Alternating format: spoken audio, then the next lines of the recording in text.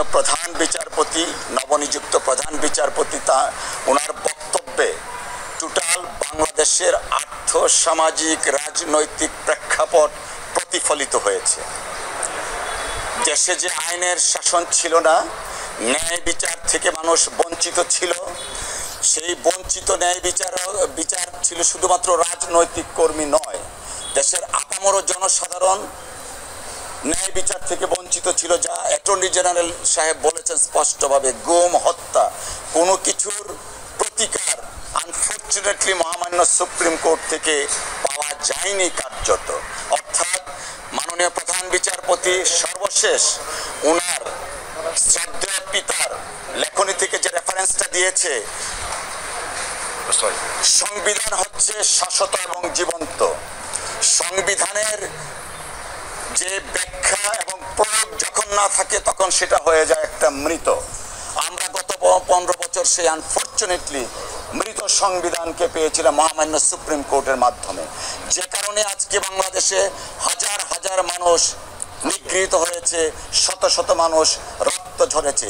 তৎকালীন সময়ে যদি তত্ত্বাবধায়ক সরকার ব্যবস্থা এই মহামান্য সুপ্রিম কোর্টের মাধ্যমে অ্যাবলিশ করা না হতো, দেশ হতো আজকে এই পর্যায়ে আসতো না। যখন দেশনেত্রী বেগম খালেদা জিয়াকে এক কাপড়ে বের করে দেওয়া হলো বাড়ির থেকে, তখন যদি সুপ্রিম কোর্ট আজকে ভূমিকা নিতেন তাহলে হয়তো দেশের 18 কোটি মানুষ আজকে শেখ হাসিনাকে এক কাপড়ে বাংলাদেশ থেকে বিতাড়িত করতো না।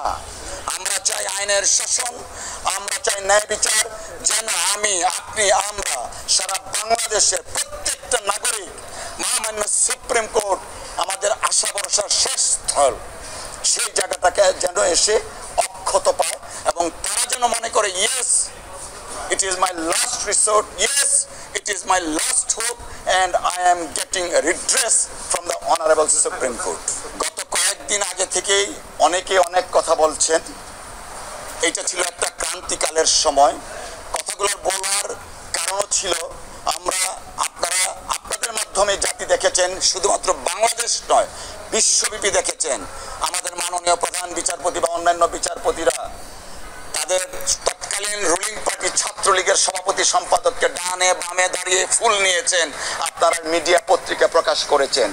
বাংলাদেশের ইতিহাসে কেন, কোন বিশ্বের কোন রাষ্ট্রের ইতিহাসে মাননীয় প্রধান বিচারপতি কখনো এরকম করেননি।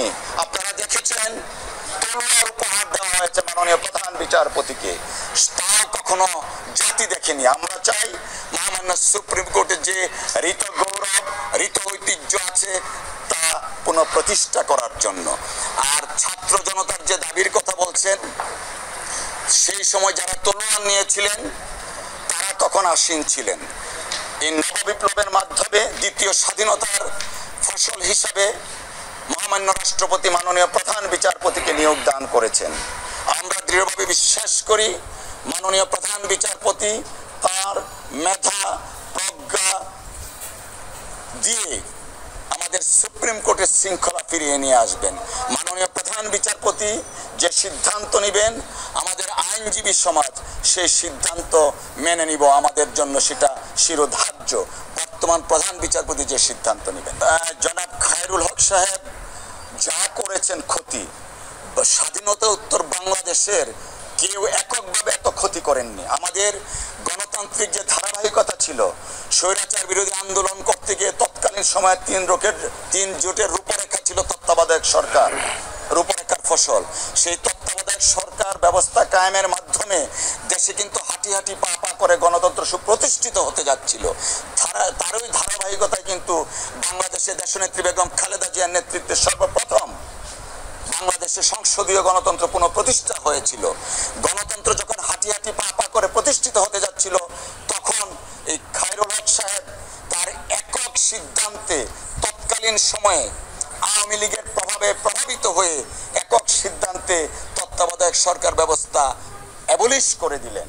তো অতএব খায়রুল হক সাহেবের যে বিচার, সেই বিচার শুধুমাত্র আইনজীবী সমাজ নয়, এদেশের গণতন্ত্রকামী মুক্তিকামী প্রত্যেকটা রাজনৈতিক দল তথা এদেশের আবাল বৃদ্ধ জনতার দাবি, তার অপকর্মের জন্য তাকে বিচারের কাঠগড়ায় দাঁড় করাতে হবে। তবে আপনি যে কথাটা বললেন প্রকাশ্য বিচার, দেখুন আইন প্রতিষ্ঠিত করতে গেলে আইনি প্রক্রিয়া দরকার।